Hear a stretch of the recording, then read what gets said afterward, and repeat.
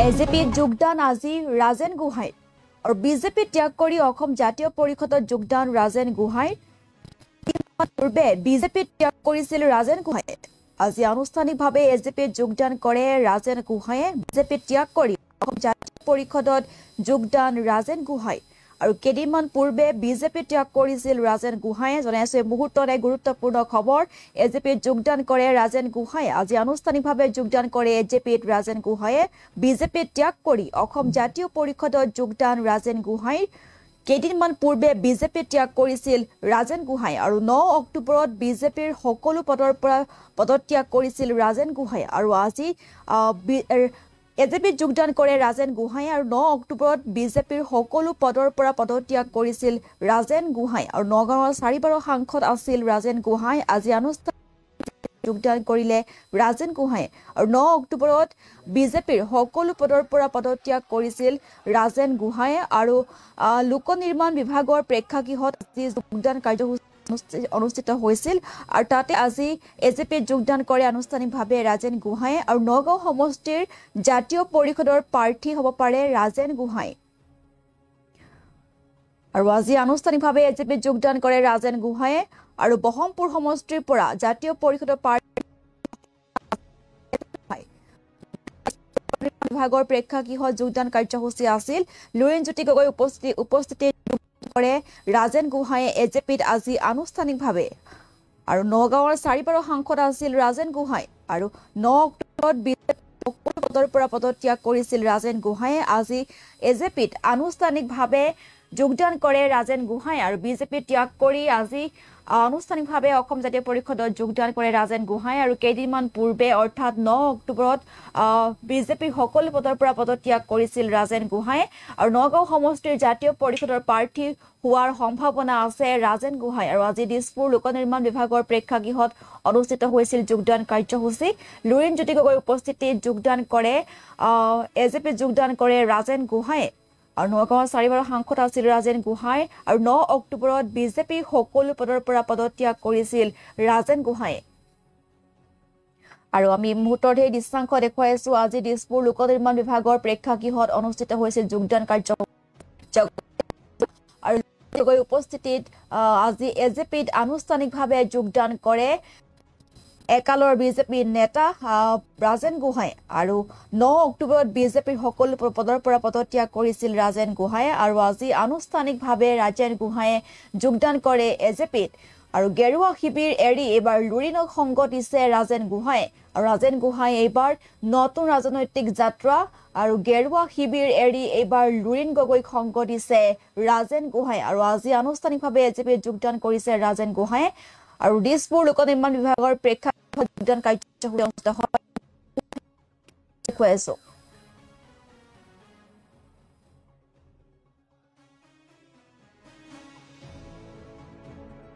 হৈছিল আৰু এটি ফুলৰ থোপাৰে তেখেতক আদৰণি জনাবৰ কাৰণে অনুৰোধ জনাইছো আৰু এটা আমাৰ প্ৰতীক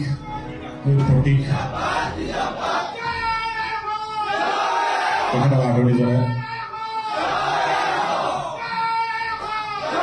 জাতীয় মহিলা শক্তিৰ পৰা এখনি ফুলাম গামোচাৰে আদৰণি জনাবলৈ বিচাৰিছে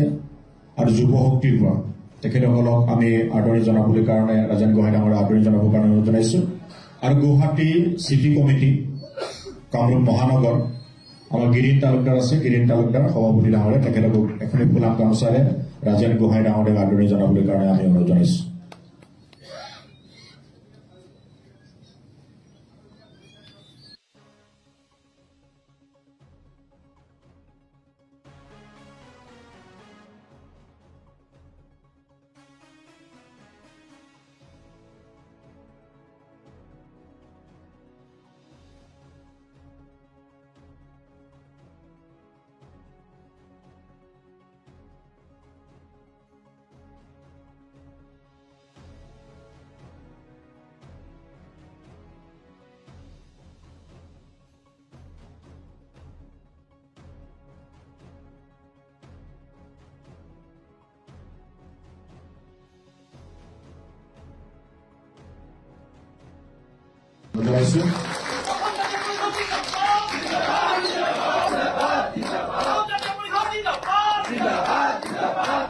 তেখেতক এটি ফুলাম গামোচাৰে আদৰণি জনাবলৈ কাৰণে দলৰ সভাপতি লুৰিণজ্যোতি গগৈ ডাঙৰীয়াক অনুৰোধ জনাইছো। দলৰ আমাৰ যি মাফলাৰ দলৰ মাফলাৰে আদৰণি জনাবলৈ কাৰণে জগদীশ ভূঞা ডাঙৰীয়াক অনুৰোধ জনাইছো। আৰু এটি ফুলৰ থোপাৰে তেখেতক আদৰণি জনাবৰ কাৰণে অনুৰোধ জনাইছো। আৰু এটা আমাৰ প্ৰতীক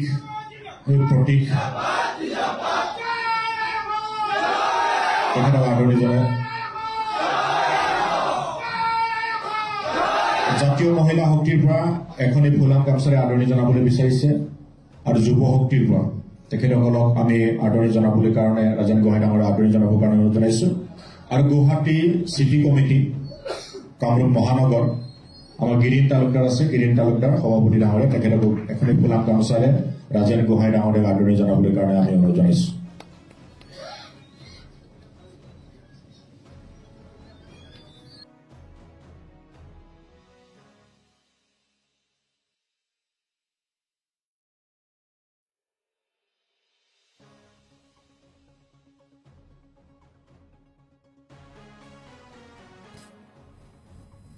এজেপিত যোগদান ৰাজেন গোহাঁই। বিজেপি ত্যাগ কৰি অসম জাতীয় পৰিষদত যোগদান আজি ৰাজেন গোহাঁই। আৰু কেইদিনমান পূৰ্বে বিজেপি ত্যাগ কৰিছিল ৰাজেন গোহাঁই।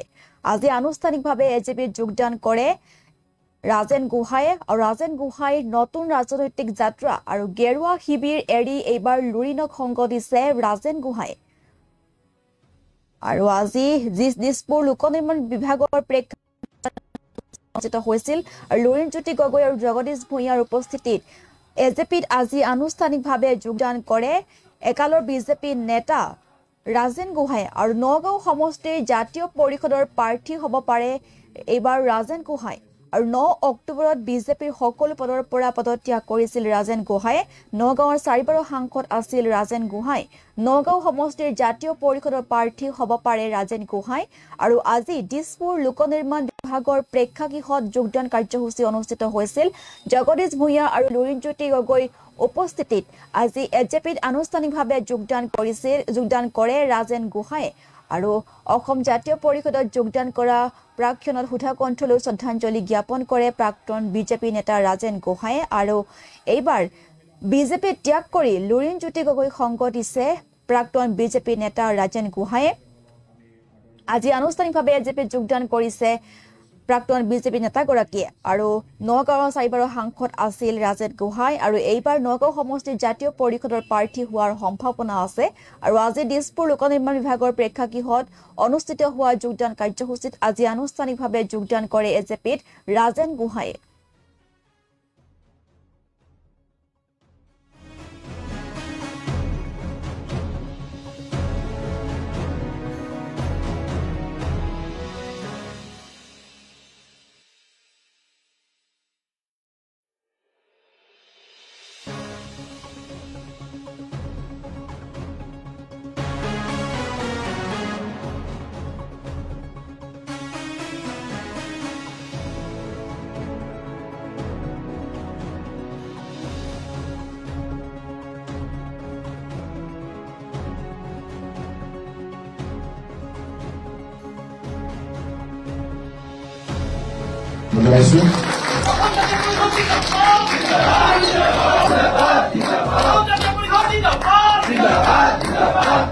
তেখেতক এটি ফুলাম গামোচাৰে আদৰণি জনাবলৈ কাৰণে দলৰ সভাপতি লুৰিণজ্যোতি গগৈ ডাঙৰীয়াক অনুৰোধ জনাইছো।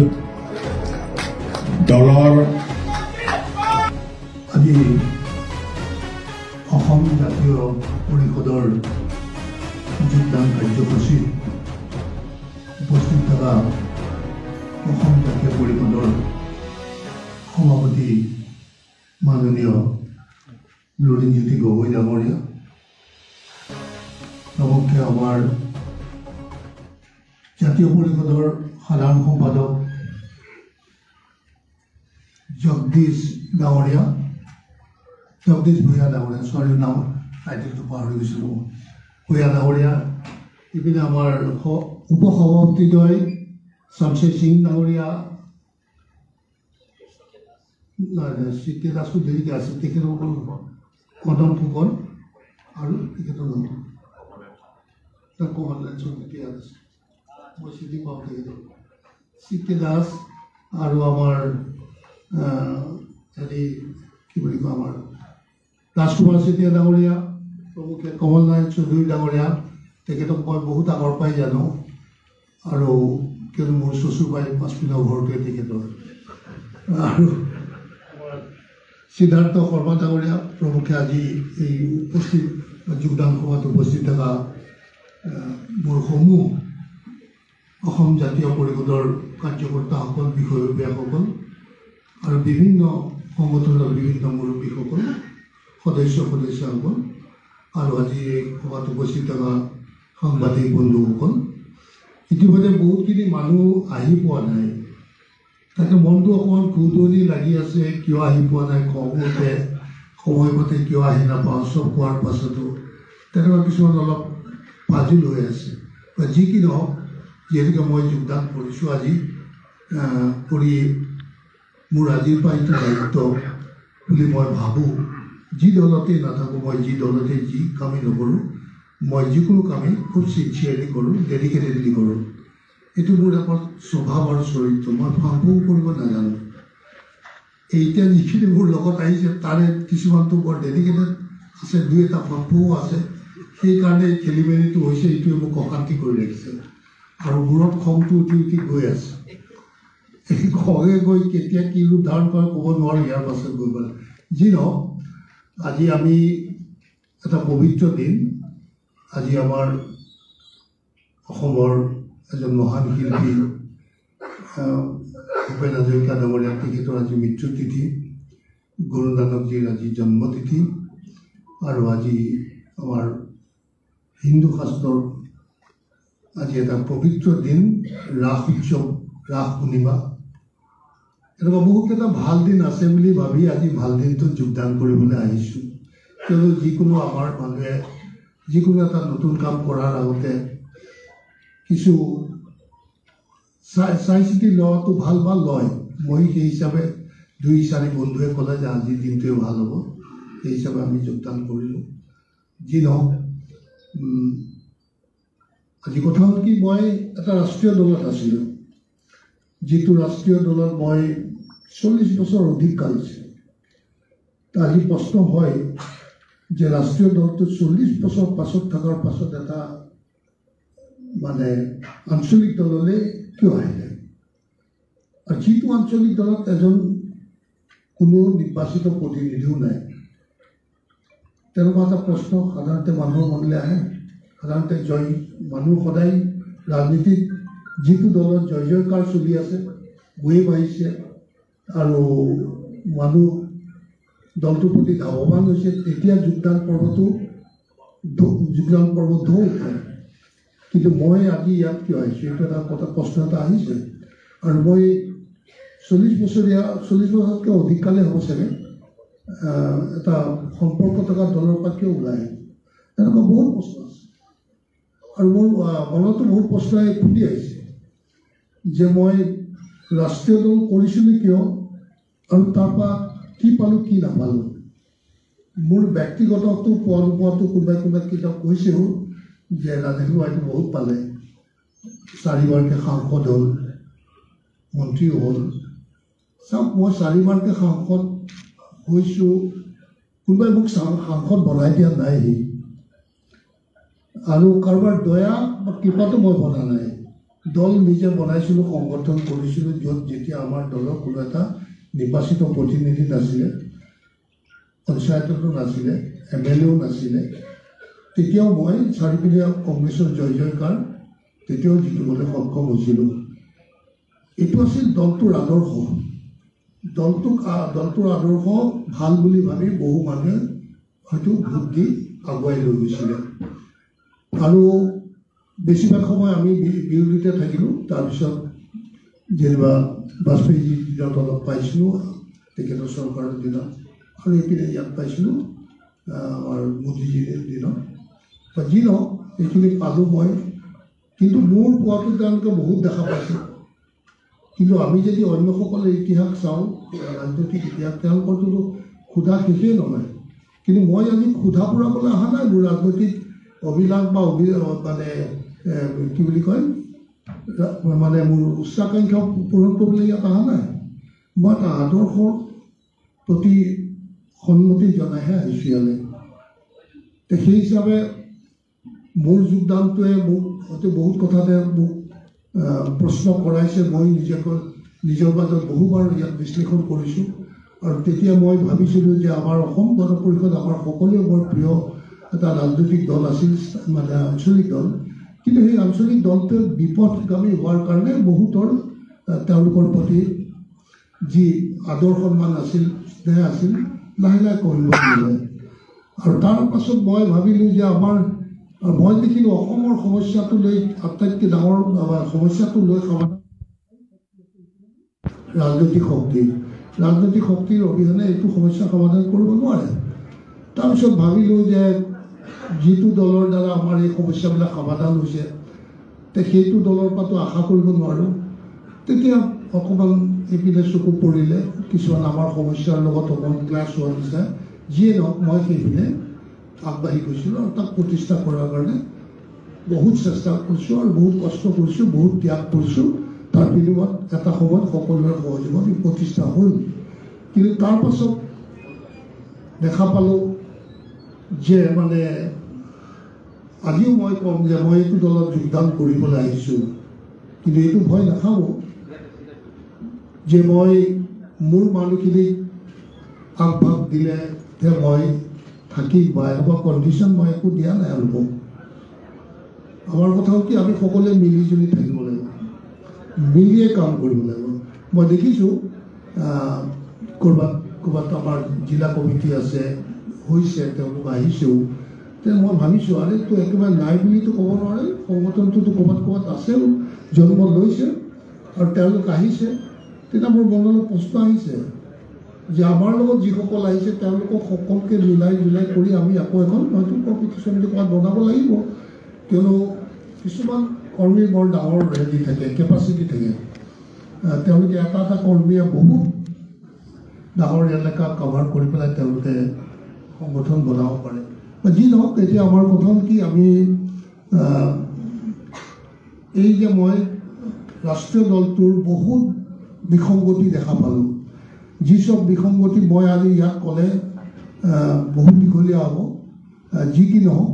তাৰ মোৰ মনলৈ আহিলে আমাৰ অসমখনতো আমাৰ বহুতো জাতি জনগোষ্ঠী আছে যেনে আমাৰ লুৰিণে কৈ গৈছে আমাৰ জগদীশে কৈ গৈছে যে ইয়াত দুভাষী অসমীয়া বহুত আছে দুভাষী অসমীয়া যেনে বিহাৰীসকল দুভাষী অসমীয়া বেংগলীসকল দুভাষী অসমীয়া নেপালী দুভাষী অসমীয়া এনেকুৱা ধৰণৰ বহুতখিনি আছে সেইসকলৰ লগত এটা আমাৰ স্থানীয়ভাৱে সৰু সুৰাকৈ কিবা খুটুক খাটাক লাগি থাকে আৰু যিটোৱে আমাৰ ইটো বা সিটোক আঁতৰাই ৰাখে যাৰ কাৰণে আমি অসম হিচাপে শক্তিশালী ৰূপত আহিব নোৱাৰোঁ এই ভেদাভেদটো বা অকণমান সংঘাতে আমাক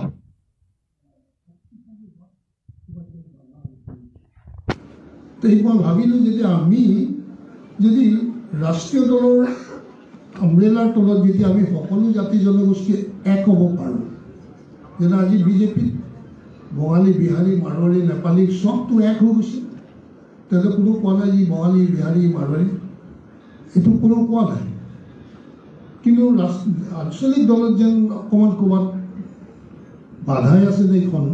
মানে শংকা আছে নে সন্দেহ আছে কি আছে এনেকুৱা এটা কাৰণে নহয় বা হ'ব নোখোজে কোনোবা 2-4 জ্ঞানী মানুহ আহে বাকীসকল কিন্তু মাছ স্কেলত নাহে সেইটো কথাৰ পৰা মই ভাবিছোঁ যে আমি অসমখনক যদি ৰক্ষা আৰু শক্তিশালী কৰিবলৈ হয় তেতিয়াহ'লে আমাক সকলো জাতি জনগোষ্ঠীৰ সমৰ্থন সাহস সহায় সহযোগিতা লাগিব আৰু তেওঁলোককো সম অধিকাৰ দি আমি অসমখনক আগুৱাই লৈ যাব লাগিব ইয়াত বসবাস যিমান চব বিহাৰী মানুহ আছে তেওঁলোকৰ জেনেৰেশ্যন আফটাৰ জেনেৰেশ্যন ইয়াতে বসবাস কৰিছে বেংগলী মানুহৰ জেনেৰেশ্যন আফটাৰ জেনেৰেশ্যনে আছে কিছুমান স্বাধীনতাৰ আগৰো বহুত বঙালী মানুহ আছে কিন্তু ক'ৰবাত মানে কেন্দ্ৰীয় চৰকাৰ নিবিচাৰে যে এই বিভিন্ন জাতি জনগোষ্ঠীৰ মাজত যাতে সমন্বয় সৃষ্টি হওক এইটো কেন্দ্ৰই নিবিচাৰে নহ'লে তেওঁলোকৰ ৰাজনীতি হয়তো বেছি দূৰ নাযাব আমি যদি চাওঁ আমাৰ কাষতে মই দেখিলোঁ যে আমাৰ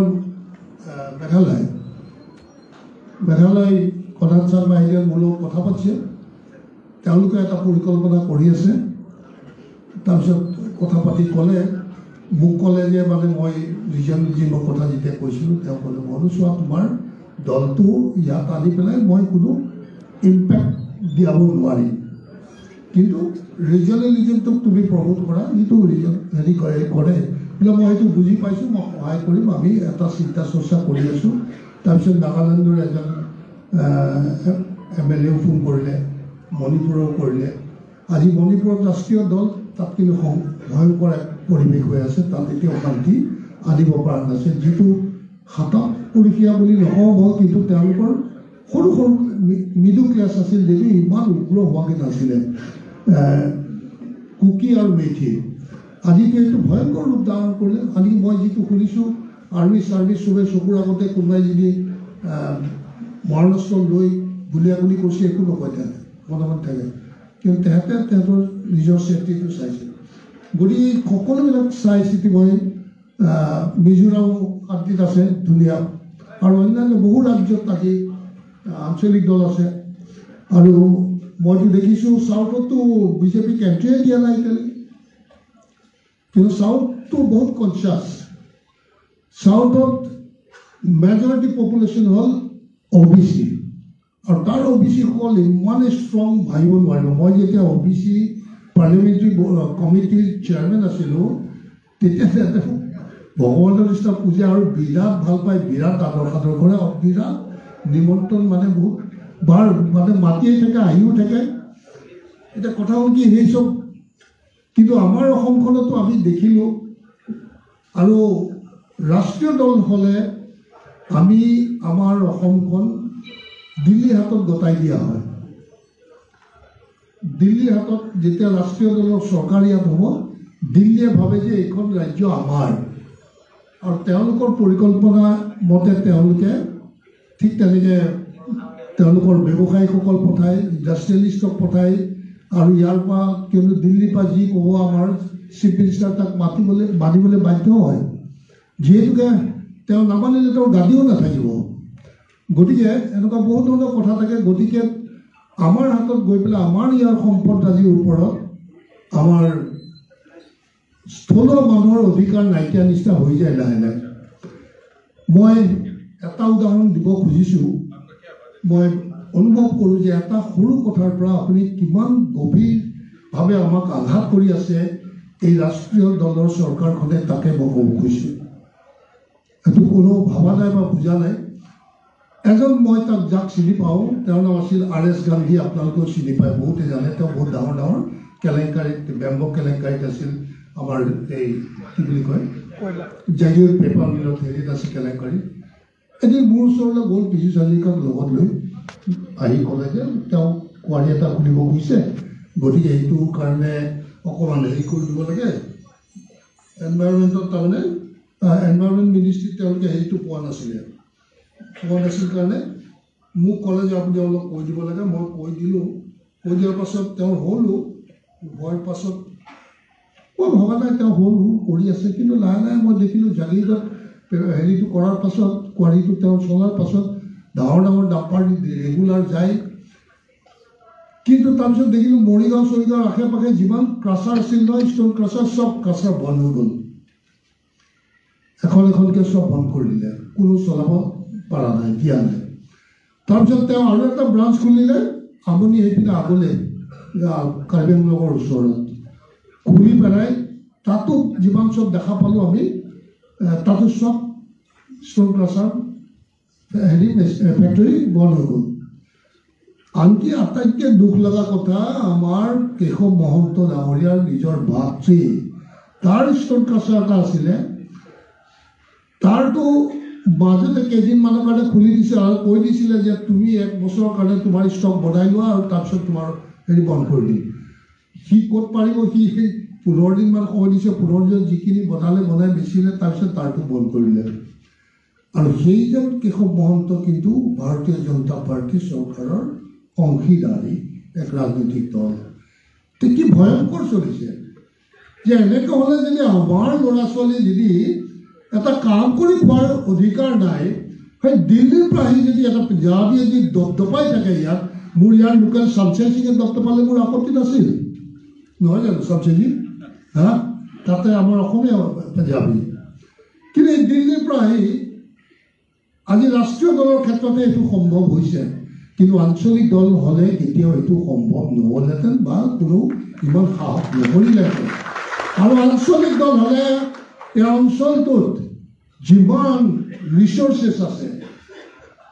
সকলোবিলাক ৰিচোৰ্চ আমাৰ স্থানীয় ডেকা উঠি অহা ল'ৰা ছোৱালীৰ কাৰণে তেওঁলোকে ইয়াক ব্যৱহাৰ কৰিব পাৰিব, খাব পাৰিব। সেই হিচাপে বনালেগে এনেকুৱা বহুত ধৰণৰ কথা আছে। জাষ্টিচ দিব মন যায় মোৰ উঠি অহা নৱপ্ৰজন্মৰ, তেওঁলোকৰ অৱস্থা দেখি অত্যন্ত দুখ লাগে যে কি কৰিব এইসকলৰ ভৱিষ্যত কি হ'ব। এইচব কথা ভাবি থাকোঁ মনত, আৰু কৰি দিবলৈ একো নোৱাৰিলোঁ। আৰু সেইখন চৰকাৰটো আমাৰ ওচৰে চাপিব নোৱাৰোঁ, আমাৰ কথাও কোনো নুশুনে, আমাক কেতিয়া আলোচনা নকৰে। আমাৰো বহুত পৰিকল্পনা আছিল যে অসমখনত আমি যিটো মানে ইণ্ডাষ্ট্ৰিয়েলি বহুত ডেভেলপ নহয়, কিন্তু আমাৰ যিমান নেচাৰেল ৰিচোৰ্চেছ আছে সেইখিনিক লৈ আমাৰ স্থানীয় ল'ৰা ছোৱালীয়ে বহুতখিনি আগবাঢ়ি যাব পৰা পৰিৱেশ আছে। গতিকে এইচব কথা ভাবি চিন্তি আৰু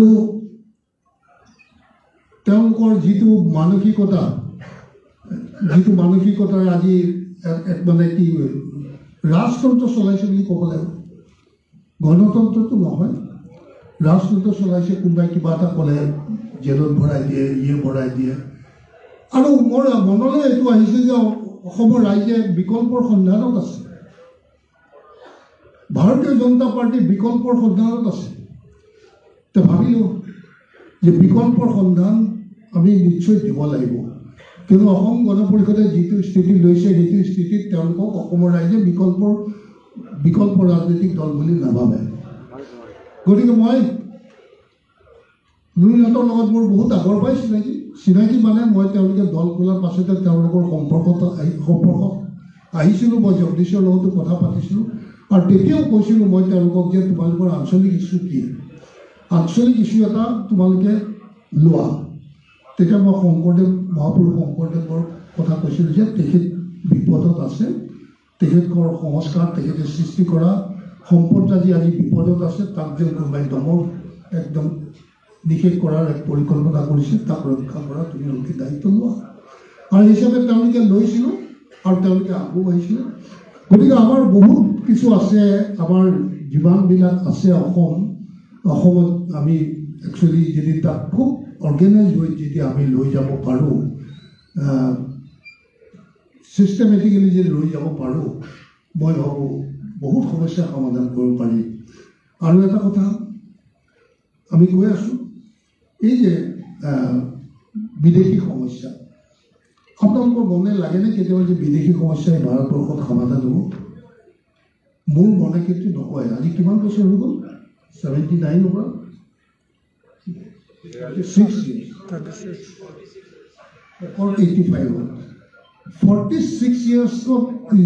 46 ইয়াৰ্ছলৈকে অকণো ইফালে একো এটাই নহ'লে আৰু নোহোৱাত আৰু যে হ'ব মই কেতিয়াও আশা নকৰোঁ। কিন্তু এই সমস্যাটো যে আৰু বাঢ়ি নাযায়, বহলি নাযায়, তাৰ কিন্তু ব্যৱস্থা কৰিবৰ কাৰণে এখন ৰাজ্য চৰকাৰৰ হাতত মেকানিজিম আছে। মই চিম্পুল কথা এটা কৈছোঁ আপোনালোকক, গুগল মেপখনটো আমি সকলোৱে জানো। এই গুগল মেপখনে গোটেই বিশ্বৰ গলিয়ে তেওঁলোকে দেখুৱাই দিব পাৰে, কাৰ মাৰি আপোনাক একদম ডেষ্টিনেশ্যন পहुঁচাই দিব পাৰে। আজিৰ টেকন'লজি এই গুগলে যদি গোটেই সমগ্ৰ বিশ্ব, আজি এইটোতো নহয় যে অকল আমাৰ ভাৰতবৰ্ষত বা অসমৰ গাঁৱৰ ৰাস্তাটোৰ কথা কৈছে, মোৰ ফাৰ্মখনৰ 2টা পুখুৰী, এই পুখুৰী 2টা মই দিছোঁ গুগল মেপত আছে, মই কিন্তু দিয়া নাই। গতিকে ইমান ডাঙৰ যেতিয়া টেকন'লজি থকাৰ পাছত আমি এটা পঞ্চায়তৰ গোটেই মানুহখিনি যদি তাৰ ৰেজিষ্টাৰ কৰি পেলাওঁ যে কিমান সংখ্যা আছে কিমান সংখ্যা নাই, কোনোবা মৃত্যু হৈছে জন্ম হৈছে তাক পঞ্জীয়ন কৰি যাওঁ, আৰু কোনোবা আহিলেও কোনোবাই পাৰ্মিশ্যন ল'ব লাগিব, তাত আমাৰ থাকিব পাৰ্মিশ্যন ল'ব লাগিব তাৰ ভাড়া ঘৰত থাকিব খুজিছে ভাড়া হিচাপে থাকিব কিন্তু এইখিনি ৰেজিষ্টাৰ হ'বলৈ ৰেকৰ্ড হ'ব লাগিব গোটেই ছিষ্টেমটো কপকপীয়া কৰি পেলাব পাৰোঁ